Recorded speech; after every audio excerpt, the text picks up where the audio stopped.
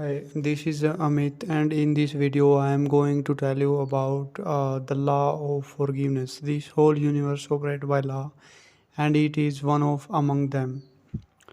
Let's start it. Forgive, and you shall be forgiven.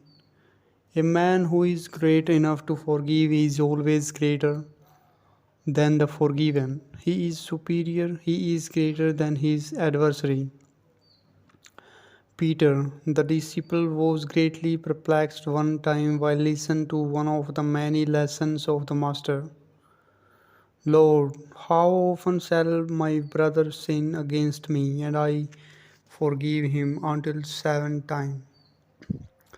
This was more than twice the grace that the law allowed. So Peter must have felt the Lord would be blessed with his extension of forgiveness.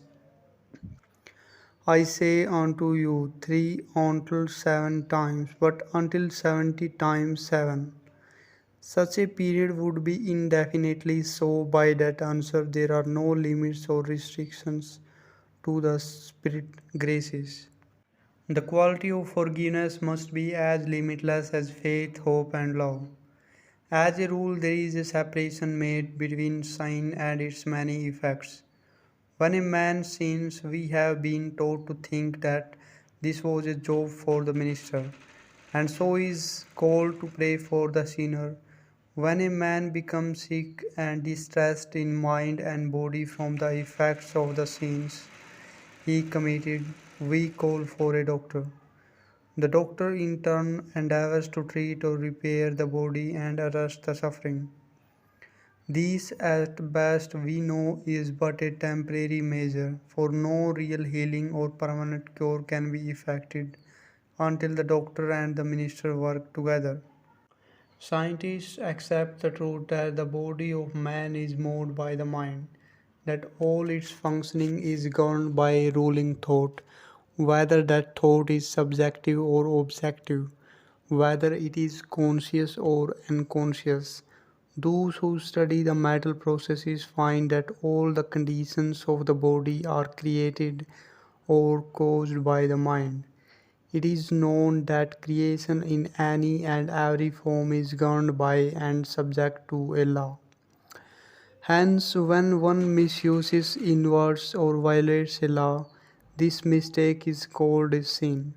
A sin is a mistake, a misunderstanding, and a misjudgment. A mistake is falling short of or method of adjustment or of appeasing the law. Thus, repentance and forgiveness are the only means available to change the and correct the mistake. They are the only means of liberating man from these kind of problems.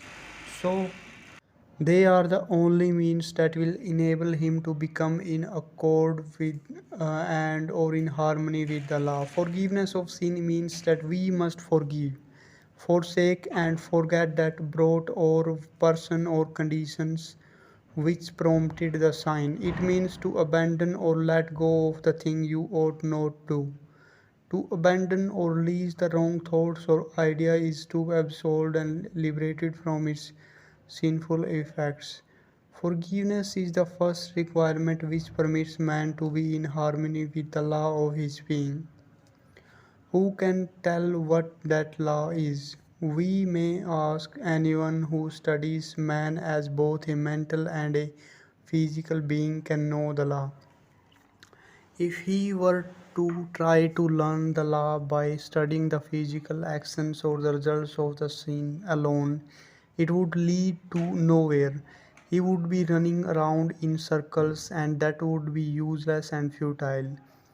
If he go deeper and study the causes and that which prompted the sign, he will get results.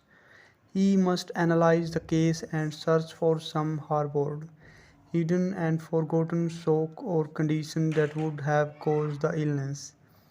Then, unless this harbored thought is uprooted from the unconscious mind or memory, these conditions will continue to appear again and again in spite of all the surface remedies that may be applied to arrest the pain. like weeds in your garden. If you go about and cut them off each time they appear before your eyes, they may be cut off for a time, but because they were not pulled out root and all, they will sprout again. Weeds must be pulled out completely to be destroyed and permanently removed. A noted physician talking before a group of other medical men on his very subject of thought being the source of disease was recorded as having said in his concluding remarks, abnormal tumors and cancers are due to a long period of suppressing grief and anxiety.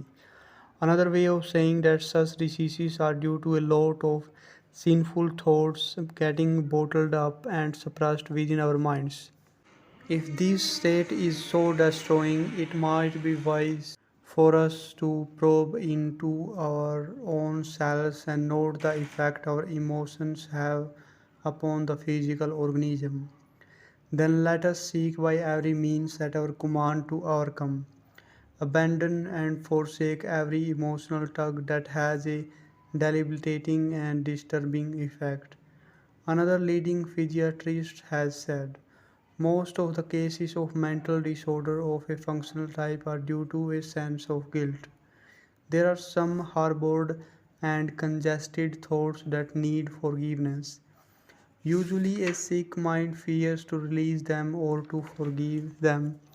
This is natural, for if they were able to release and forgive the fearful thoughts, they would no longer be sick minded. A man may have the habit of excessive drinking and is not only miserable within himself but causes much unhappiness in his home. He desires to overcome the sinful habit. He is given every aid from his friends and loved ones to help him resist the desire and the craving for drink. Time after time he rises above the temptation and then he fails. Repeatedly his family forgives him and encourages him to battle on. Finally he reaches the place when he no longer has the craving. Then he is able to forsake the desire for drink and overcome its sinful effects. Then he has forsaken not the drink alone, but the desire for the drink. When man forsaken the idea that prompts the desire and brings about the physical action, then and not until then does the law forgive and lift him from its deliberating effect. A sign forsaken is a sign forgiven, when the thought or the idea that prompted the sign is corrected. Some people ask if we believe in cancelling monetary obligation of those who owe us, for literally should we cancel the debts of our debaters? There were a number of people in the past months who have made the front page in the newspaper because they wrote off their books with receipts in full to all who owed them. Did this eliminate the debts? Well, the debtors were loud in their praises for such a generous soul, but they came right back to do so more business with the grocer or the butcher and asked them to charge it. In other words, they were glad to be relieved of the debt charged against them. But they knew no different than to return and open a new account. The answer is that so long as we believe in the necessity and reality of debt, such debt will continue to endure. So long as we believe in debts, we shall get into debt and continue to collect all the burdens and headaches that come with them. He who does not in his own thought release all men who own him stands liable himself to fall into debt. If we send reciprocated bills to all who owe us, would that relieve us from the burden of debt? No, the signing of the recipients does not erase the idea of debt from our minds. First, we must erase from our minds the thought that anyone can owe us anything. This then will bring us into a clear atmosphere in which we sow seeds or ideas of abundance for those who are indebted to us. In this way, the debtors will find their minds more fertile soil to bring forth thoughts of abundance. When they catch the spirit of the free flowing thought of plenty, they will be happy to pay their debts, and all that is justly ours will come to us cheerfully.